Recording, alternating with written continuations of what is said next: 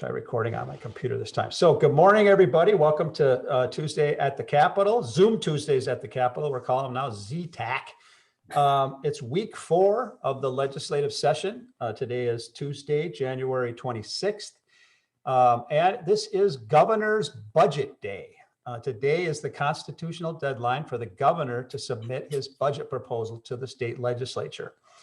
Right now it's 10 a.m. The budget will be released at noon today. So for those of you that can't wait, you can jump on the Office of Management and Budget and take a look at that. Or for those of you that are watching this later, it's already out and you already know about it. So I don't have anything to tell you about what's in the governor's budget just yet because I haven't seen it yet. Although yesterday he did release some information about his budget in terms of his proposal in terms of education. And he really is framing his budget as a response to COVID-19 and recovery and helping Minnesotans get back and get the economy back rolling.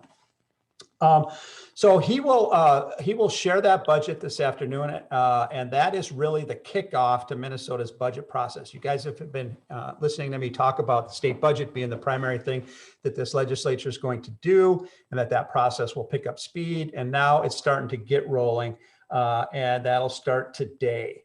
I'm going to talk in just a minute. I'll share a little bit more with you in just a minute about the process and what to expect throughout the budget cycle. I don't want to get too wonky, but I will get to that in just a second.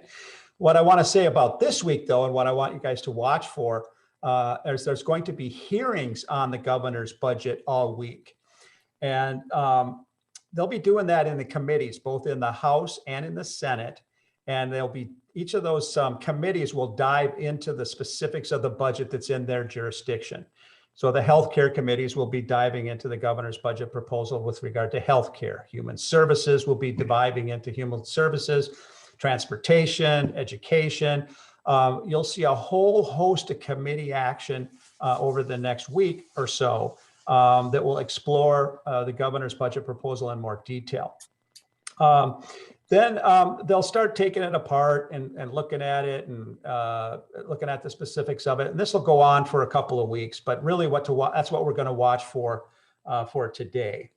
The process itself, again, without me getting too detailed, as you probably might remember from Schoolhouse Rock or elementary school, is the governor proposes and the legislature disposes, right?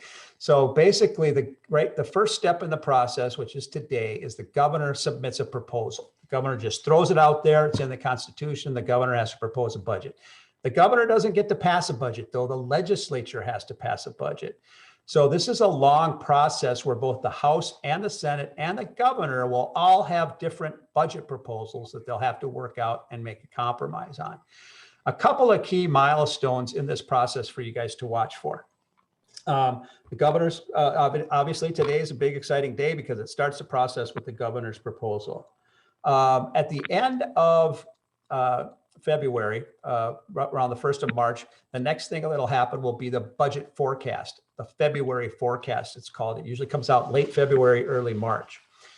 That will be the official number, whether we have a budget surplus, a budget deficit. That will be the official number that the state has to balance its budget on. And that's a pretty lengthy document, tons of different spreadsheets and categories and that kind of stuff. But Minnesota must balance its budget. It doesn't have the power to print money like the federal government. And so the next key really is, how much do we have? How much money is coming in? How much is going out?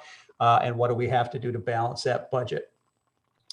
Then the next thing that'll happen after that, and so really the governor's budget is going to hang out there for about a month, and that's really going to be the only game in town because nobody's going to want to play their cards until they get that budget forecast.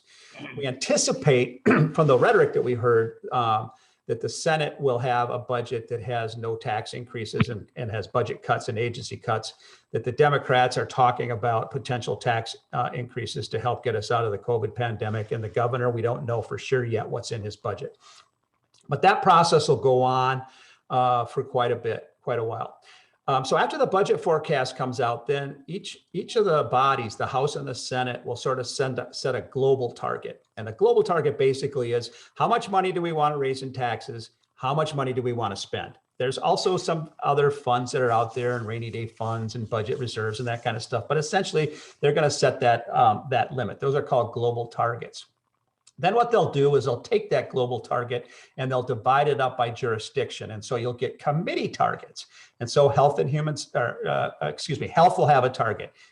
Human services will have a target. We're not sure if they'll have separate targets or a combined target, but health and human services will have a target.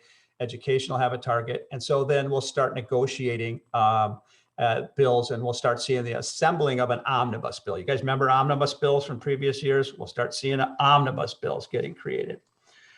Then those omnibus bills will go to the floor and they'll fight over them on the floor, and then they'll go to conference committee, then they'll go to governor. It'll be a whole long process. So that's probably enough for now. I love talking about the budget and the legislative process in case you guys have never noticed, but that's where things are going, and that really all kicks off today. So keep an eye on today's governor's budget, watch for the February forecast, and then we'll start talking about targets and spending and bills in specific.